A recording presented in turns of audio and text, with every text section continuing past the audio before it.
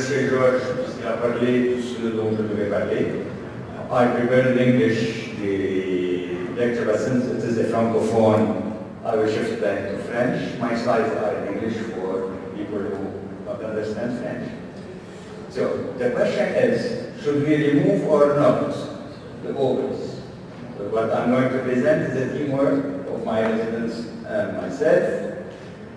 First of all, bon, je le parle en français. Si on va reprendre Based Evidence Medicine, Cochrane, et on recherche quelque chose de publié, randomised, control, trials, il n'y en a aucun. Et je dis bien aucun qui dise qu'il faut enlever ou garder les ovaires. La seule étude qui a montré qu'on pouvait enlever ou pas a été exclue parce qu'elle n'a pas été publiée. Donc, en conclusion pratique, c'est l'avis du chirurgien qui prime et c'est les facteurs de risque de la patiente. Tout ce que Georges a dit était vrai, mais rien n'est prouvé. Je saute au message qu'on va prendre à la maison avec vous, puisque le take-home messages vont résumer un peu toute la discussion. Il n'y a aucune étude randomisée.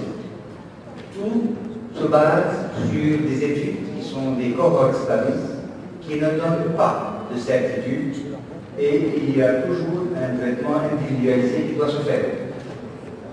Le pour et le contre est en fonction de l'âge, de la santé de la maladie.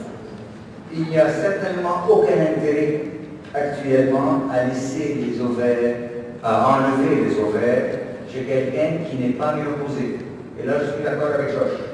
Et je vais le montrer dans les diapositives qui suivent. Et à long terme, enlever les ovaires avant l'âge de 50 ans a été rapporté comme nocif dans plusieurs sociétés savantes. On fait l'ovariectomie bilatérale chez toute femme qui a une prédisposition génétique, certainement, et on va le voir pourquoi par la suite. Si on a une femme qu'on opère après l'âge de 65 ans, c'est certainement intéressant de l'enlever parce qu'on peut diminuer peut-être certains risques. Et surtout, Georges a dit que ce n'était pas nécessaire, mais si on a un pelvis qui est complètement une région pelvienne très adhérentielle, inflammatoire ou endométriotique, on peut à ce moment penser. Je détaille un peu ces quelques points. Déjà, Barker en a parlé, Georges en a parlé de son étude de 2005, moi je parle de son étude de 2007, où on enlève toujours les ovaires dans des chirurgies bénignes, et on est d'accord, Georges et moi, sur ce sujet, où on a toujours pensé qu'il y avait un potentiel bénéfique avec l'ovariectomie de diminuer le cancer du sein, de diminuer le cancer de l'ovaire et diminuer les douleurs pelviennes et les reprises chirurgicales. Mais c'est Barker qui a montré qu'avant 65 ans, il n'y avait aucun intérêt à les enlever. Donc, comme je dois dire, présenter pourquoi on doit les enlever et pas les garder, donc je prends le côté positif. Après 65 ans, on enlève, puisqu'on a trouvé qu'avant 65 ans, mieux valait les laisser.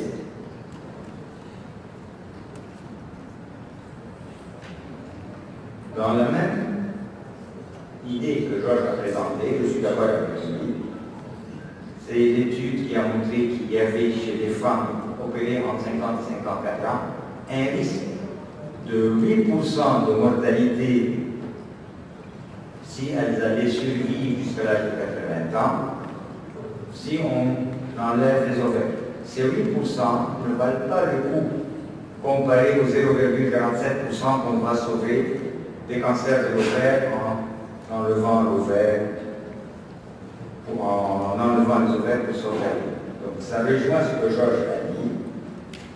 La Nurses Health Study aussi est une des pièces, des pierres angulaires sur laquelle on s'est basé pour faire toutes nos études, mais c'est aussi une cohort study.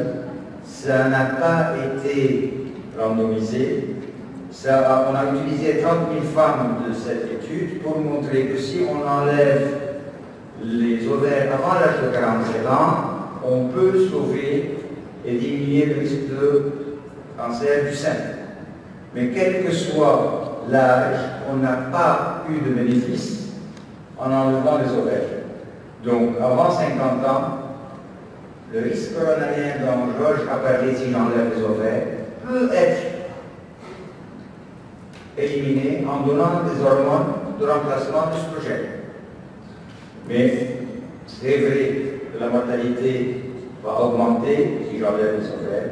Et il n'y a pas de survie qui augmente, puisqu'on a montré que c'était 0,47% de mortalité par cancer d'ovaire contre 8% de mortalité par les autres causes.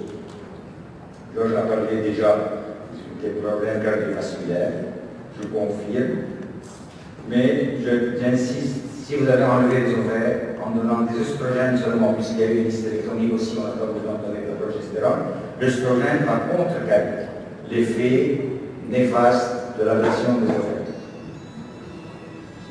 Il y a l'étude qui a été surtout faite pour montrer que si on enlève les ovaires, est-ce qu'on diminue le cancer de l'ovaire et le cancer du sein.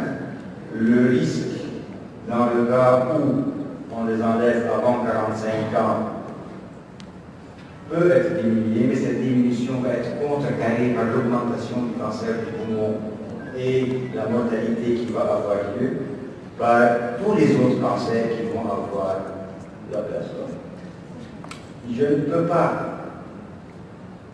défendre une situation qui est faible, qui dit qu'il faut enlever les ovaires.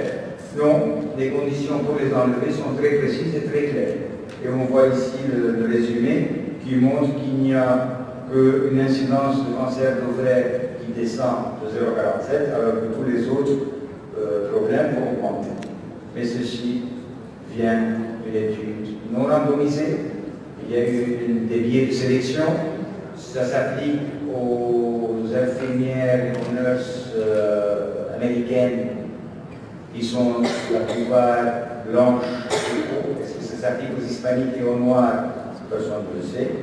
Et il y a plusieurs facteurs qui entrent en jeu, comme leur alimentation, leur médication, qui n'ont pas été pris en considération.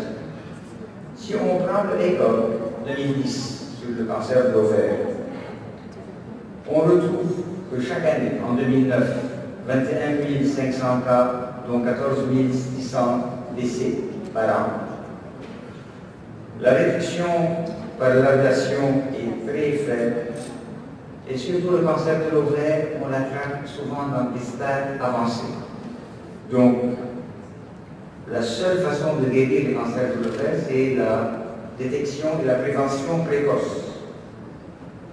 On estime dans les cancers de l'ovaire et du sein à 5% de facteurs héréditaires. Georges en a parlé, le BRCA1, le BRCA2, les mutations sont les plus importantes. Et si on a ces mutations, il est intéressant de faire une ovariectomie à partir de l'âge de 35 ans pour diminuer le risque de la femme de faire un cancer, ou dès qu'elle a fait tous les enfants qu'elle voulait faire. 3% des femmes avec cette mutation BRCA1 vont faire un cancer avant l'âge de 40 ans, 21% cancer d'ovaire, 50% cancer du sein vers l'âge de 50 ans. Donc ça, c'est l'indication majeure pour le faire. Et la seule étude a été faite par Domchek, publiée dans le JAMA, à propos de 2500 patientes avec ces mutations, et c'est la seule qui confirme l'effet bénéfique de la salpingo-oophorectomie bilatérale pour ces femmes. Parce qu'on diminue la mortalité due à toutes les causes, on diminue le cancer du sein et on diminue le cancer d'ovaire chez ces personnes-là. La seule ovariectomie avant 40 ans augmente la survie de 15%. Si on s'amuse à enlever les ovaires et les seins, on va lui augmenter sa survie de 24%. Je ne sais pas qui sera partant pour ça. Toujours dans le même style, on va un peu plus vite pour arriver à l'étude de Pereira qui a montré qu'il y a un shift dans l'attitude des chirurgiens.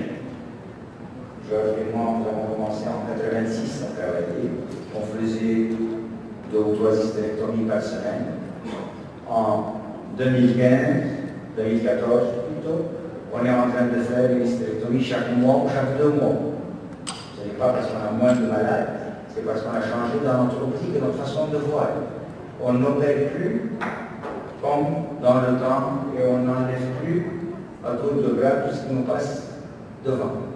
Et si on regarde l'âge, on remarque que chez les femmes de moins de 40 ans, on a une préservation de 75%, qui va être une ablation de 70% après l'âge de 60 ans. Donc le facteur de l'âge de la femme est très important. On conserve, et comme on doit défendre l'ablation, on enlève les ovaires quand la femme est plus âgée, on a enlevé les ovaires dans le temps beaucoup plus fréquemment, on a beaucoup plus d'ablation après 65 ans, si la femme est mariée, si elle a plein d'enfants, et surtout si elle a beaucoup de cas médicaux associés. En conclusion, la tendance actuelle est de ne pas enlever chez les femmes de moins de 50 ans s'il n'y a pas une raison nécessaire. J'ai 4 minutes. La manière d'obtenir une cohorte, c'est toujours une cohorte qui a été faite dans 1950-1987. Ils ont surtout insisté jusqu'au Georges à présenter l'effet délétère de l'ablation des ovaires qui donne plus de dépression, d'anxiété et une mortalité beaucoup plus importante si on enlève les ovaires avant l'âge de 45 ans. Mais j'insiste, ce ne sont que des études observationnelles avec un pouvoir statistique qui est faible. Et comme il en a parlé, je fais rapidement, génétiquement, si on a un problème génétique, il faut enlever. S'il y a des tumeurs bilatérales sur les ovaires au moment de l'hystérectomie, on peut penser les enlever. S'il y a une endométriose sévère, on les enlève. S'il y a un PID, on les enlève. Et surtout si on est hospitalisé, le cut-off pour le EGOG est 50 ans. Il est inutile d'enlever un ovaire et de laisser l'autre, parce que le taux de chirurgie et le taux de reprise est plus important. Et on a parlé déjà des mutations, pas la peine de recommencer. C'est la même chose pour la Société de gynécologie et oncologie, qui insiste que ce n'est indiqué que dans les cas où c'est génétiquement indiqué. Et si on enlève les ovaires, on diminue de 96% des cancers gynécologiques et les cancers du sein de 50 à 80%. Donc ils se rejoignent. Mais ils insistent en disant qu'il ne faut pas enlever chez les femmes qui n'ont pas un facteur de risque. Et par contre, contrairement à toi, je précise la vie, il faut les enlever si on a une endométriose, si on a des adhérences, si on a un bassin qui n'est pas sain, parce que la reprise chez ces gens-là va entraîner des complications beaucoup plus importantes. Donc on revient au grand message qu'on avait vu au départ. Finalement, on enlève jusqu'à 65 ans, endométriose, adhérence, inflammation et surtout la mutation, que ce soit le PRCA1 ou le 2 ou le RIC.